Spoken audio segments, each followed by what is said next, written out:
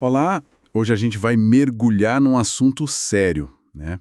Entender como o uso crônico de cocaína, quando inalada, afeta a saúde do nariz. Isso. Temos aqui uns materiais bem interessantes, sabe? Artigos, vídeos da clínica Otto On e também do Dr. Bruno Rossini, que é um otorrino com bastante experiência nisso. Exato. A ideia é entender o estrago que a substância faz, quais as consequências e, claro, o que dá para fazer hoje em dia para reparar, para recuperar, especialmente aquela questão da perfuração do septo, né? Exatamente. Vamos focar na parte médica mesmo, né?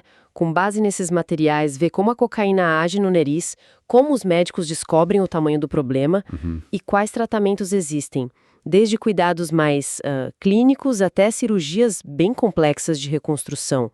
E um ponto que as fontes batem muito na tecla: avaliação especializada e tratar com várias áreas juntas. Certo, certo.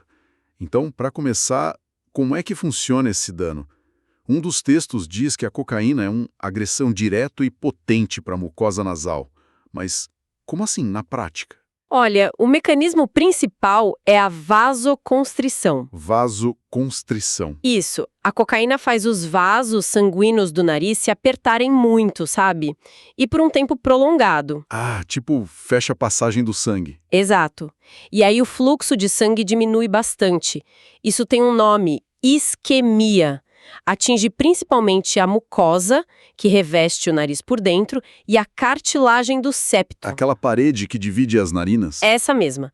Sem sangue suficiente, levando oxigênio, nutrientes, o tecido primeiro inflama, depois começa a sofrer e, no fim, pode morrer. Necrose. Necrose. É a morte do tecido. Uma analogia boa que o Dr. Rossini usa é como se fechasse a torneira que irriga ali o nariz, corta o suprimento. Faz todo sentido, uma imagem forte essa. E quais são os primeiros sinais? Aqueles alertas, sabe? Os materiais listam um monte de coisa que pode até parecer, sei lá, um resfriado mais chato, né? Pois é, por isso é importante ficar atento.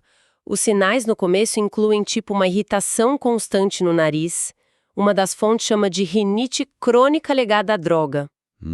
Também nariz entupido direto, sabe? Que não melhora. Formação de crostas, às vezes meio amareladas, esverdeadas.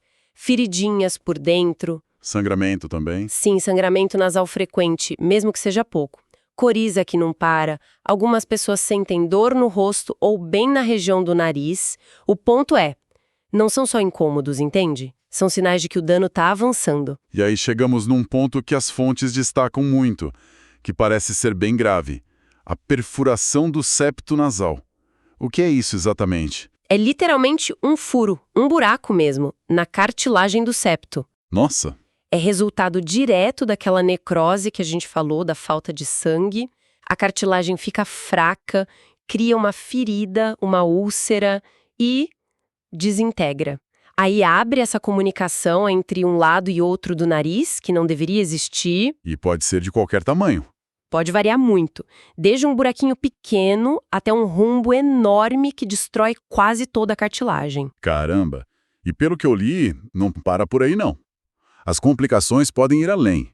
Fala-se em perder o cheiro, infecções, até deformar o nariz. Correto. O dano pode se espalhar sim. Primeiro, a perda de olfato, que chamam de anosmia. Anosmia. O dano nos nervos do cheiro, que ficam ali na mucosa, pode diminuir ou até fazer a pessoa perder totalmente a capacidade de cheirar. E como o gosto da comida depende muito do cheiro, né? Total. O paladar também fica prejudicado. E a recuperação do olfato pode ser só parcial. Ou, se o dano no nervo for muito grande, talvez nem recupere. Que coisa. E a sinusite? Sinusite crônica. Com a inflamação e o nariz sempre meio bloqueado, a drenagem dos seios da face fica difícil. Aí vira um prato cheio para infecção de bactéria, de fungo, que fica voltando. Entendi. E tem casos mais extremos. Perfuração do palato. Do céu da boca? Isso. A necrose pode avançar tanto que faz um buraco ligando o nariz e a boca. Imagina o problema para falar, para comer, a comida e o líquido voltando pelo nariz. Um vídeo do Dr. Rossini descreve isso. É bem complicado. Nossa, nem imagino. E a deformidade externa? O tal nariz em cela. Pois é, o saddle nose. Quando a perfuração do septo é muito extensa, ela tira a sustentação do nariz. O septo funciona como uma viga, né? A estrutura central. Exato. Sem essa viga, o dorso do nariz afunda. Aí dá aquela aparência característica, meio afundada. Às vezes comparam com o nariz de lutador. É uma deformidade visível. Impactante mesmo ver como o dano interno reflete tanto do lado de fora. Bom, diante disso tudo, como é que os médicos avaliam? Para saber o tamanho real do estrago. As fontes falam de alguns exames. A avaliação é bem detalhada, sabe? E varia para cada pessoa. Começa com uma conversa, a anamnese detalhada. O histórico do paciente. Isso. Entender há quanto tempo usa a droga, frequência, quantidade. O Dr. Rossini até comenta num vídeo que é importante sentir se a pessoa está disposta a parar, já nessa conversa inicial. Depois vem o exame físico, olhar por fora, por dentro. E para ver lá dentro com mais detalhe, usa alguma câmera? Exatamente. Aí entra o exame principal, que é a nasofibroscopia ou endoscopia nasal. É uma microcâmera com fibra óptica bem fininha que entra pelo nariz. Ah, sei. Com ela, o médico vê tudo direto. Como está a mucosa, se tem lesão, crosta. E o principal, se tem perfuração no septo, qual tamanho, onde fica exatamente. A clínica Otto One até fala que usam aparelhos digitais hoje, com imagem ótima. E se suspeitar de algo mais na estrutura, tipo o nariz em cela? Aí pode pedir uma tomografia computadorizada dos seios da face, para ver os ossos, a cartilagem que sobrou. Ajuda muito no planejamento da cirurgia, se for o caso. Entendi. E, claro, tem que fazer o diagnóstico diferencial. Descartar outras coisas que também podem causar perfuração, né? Doenças autoimunes, infecções tipo tuberculose, sífilis, até tumor. O histórico e os exames ajudam a confirmar que é pela cocaína mesmo. Entendido. Bem completo o processo. E isso leva a gente para a próxima pergunta, né? O que fazer? Como reparar? As fontes parecem concordar num ponto inicial que é crucial. Totalmente. E não tem atalho. Parar de usar a cocaína. Completamente. É a condição número 1. Sem isso, qualquer cirurgia de reconstrução, a chance de dar certo é mínima. Tem que parar antes de operar, então. Sim, os materiais recomendam um tempo mínimo de abstinência comprovada. Uma das facs da Otto One sugere uns 3 meses pelo menos, antes mesmo de pensar em cirurgia. Faz sentido. E outra coisa fundamental que todas as fontes reforçam: suporte multidisciplinar. Precisa de psiquiatra, de preferência especialista em dependência, psicólogo.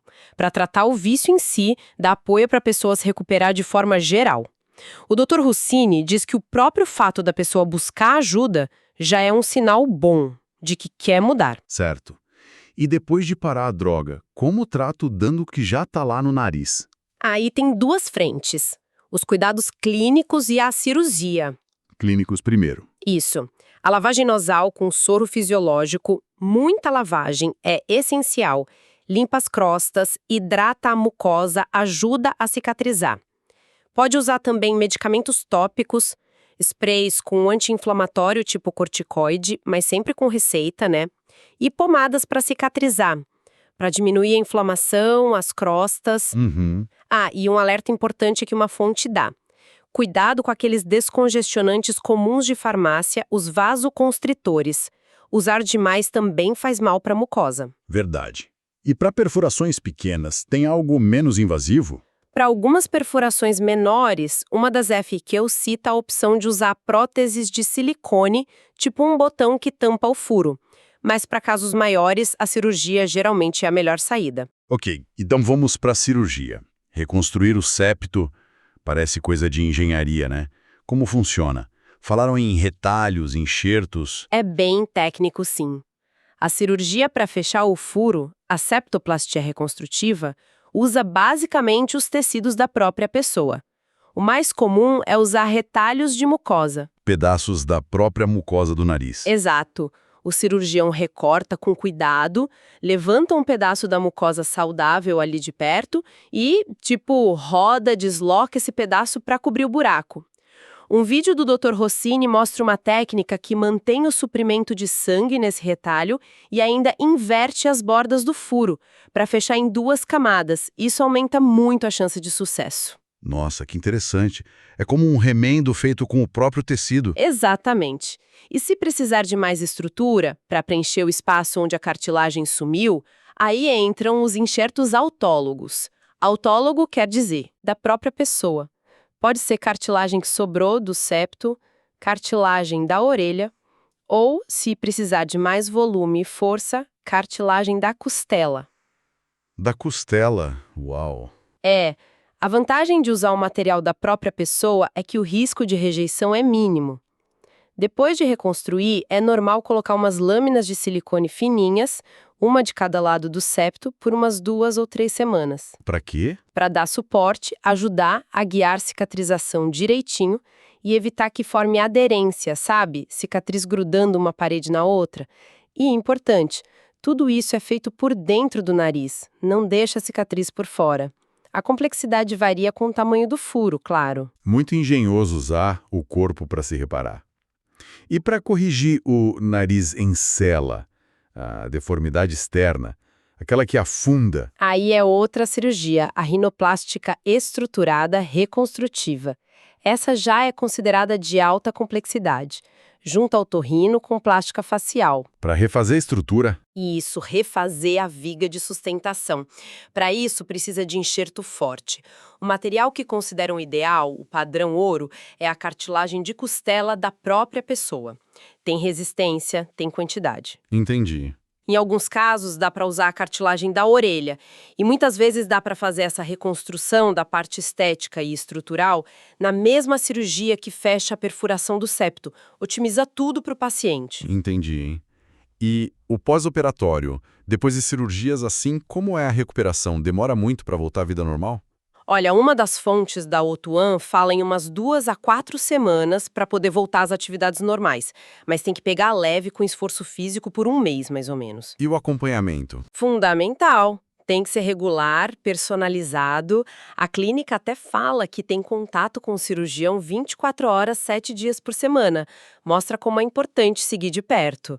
E os cuidados locais, lavar o nariz, usar lubrificante. Isso continua sendo essencial não só logo depois, mas a longo prazo para manter a mucosa saudável. E tem aquele alerta, né?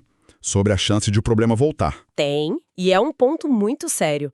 Se a pessoa voltar a usar cocaína depois de operar, o septo reconstruído pode furar de novo. Ah, não? Sim, o Dr. Rossini alerta que pode acontecer até mais rápido que da primeira vez, porque o tecido ali, mesmo reparado, pode ser um pouco mais frágil.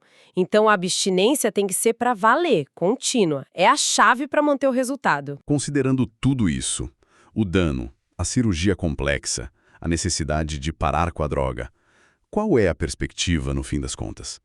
É realista achar que a pessoa pode voltar a ter um nariz que funciona bem para respirar e com uma aparência normal? A mensagem que fica das fontes é de esperança, sim. É uma possibilidade real. Claro, precisa da condição essencial que é parar a droga. Mas com isso, mais um bom planejamento cirúrgico, um cirurgião experiente, o prognóstico é descrito como muito positivo. Que bom. Os objetivos são claros. Devolver a função respiratória, a pessoa voltar a respirar bem pelo nariz, e devolver uma estética natural, harmônica com o rosto. Os depoimentos que a clínica Otto One menciona, de gente que melhorou a respiração, a autoestima, a vida social, isso reforça que a recuperação é alcançável, sim. Bom, fizemos aqui uma exploração bem a fundo hoje, né? Com base nesses materiais da clínica Otto One, do Dr. Rossini, vimos os danos sérios que a cocaína pode causar no nariz e as soluções que são complexas, mas existem na medicina atual. Exato.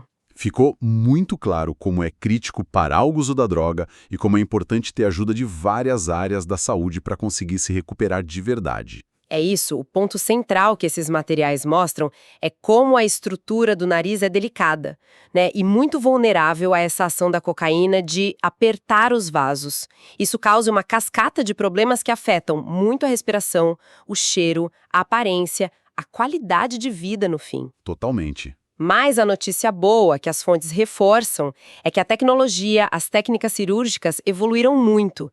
Hoje tem caminho para reconstruir, para restaurar função e forma.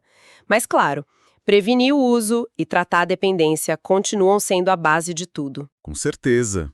E para a gente pensar um pouco mais, os materiais falaram bastante da perda de olfato, que às vezes não volta, e a gente sabe que o cheiro está ligado demais com memória, com emoção, com a nossa percepção do mundo, né? Muito ligado. Como será que recuperar esse sentido, mesmo que só um pouco, ou ao contrário, perder ele de vez?